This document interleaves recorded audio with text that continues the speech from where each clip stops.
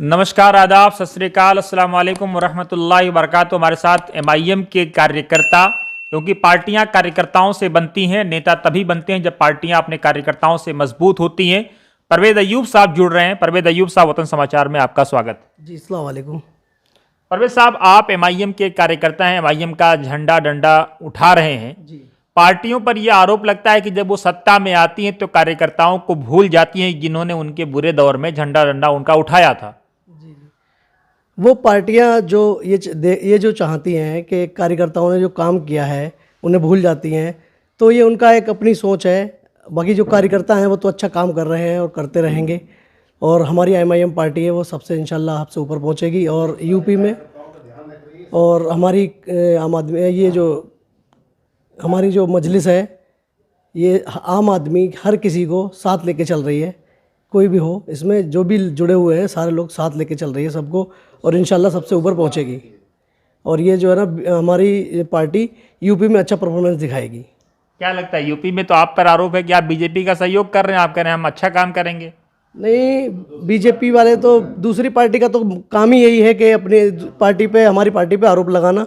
हमारी पार्टी बहुत अच्छी है और युवा सब साथ में हैं, और अदर जितनी भी पार्टियां हैं उनका तो काम यही है कि हमारी पार्टी को बदनाम करना। हमारी पार्टी एक नंबर है, अच्छी है। हमारे बैरिस्टर असदुद्दीन ओवैसी साहब का यही मसला है कि सबको एक साथ लेना और दलित समाज, मुस्लिम समाज और हर समाज की बात करना।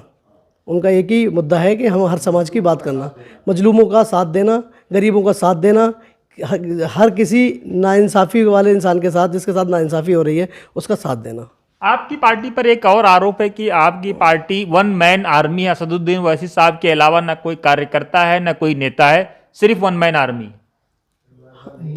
ये लोग कहते हैं, लोगों का कहना है, जो अपोजिशन वाले हैं वो मानते हैं। बाकी हमारे बैरिस्टर साहब के साथ बच्चा बच्चा जुड़ा हुआ है, और सब मालिक हैं, सब जिम्मेदार हैं, सब इस पार्टी में लगे हुए हैं। इंशाल्लाह 2022 में यूपी में बहुत अच्छा रिजल्ट आने वाला है। एमसीडी में क्या रिजल्ट रहेगा आपका?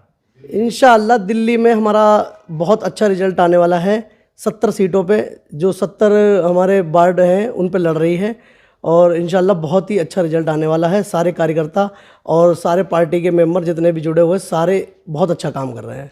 कितने कार्यकर्ता वार्ड नंबर 102S में आपके साथ हैं या आपके पास हैं? हमारे साथ 500 समथिंग प्लस हमारे साथ कार्यकर्ता हैं, और मैं खुद कार्यकर्ता हूं पार्टी का।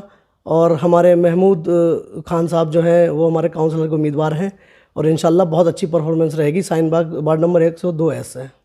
क्या जीत करके आएंगे या किसी को जिताने जाएंगे?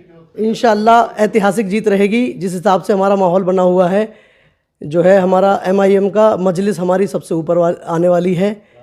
झाड़ू को साफ करते हुए हम बहुत ऊपर पहुंचेंगे इंशाल्लाह। शुक्रिया अय्यूब साहब से बात करने के लिए।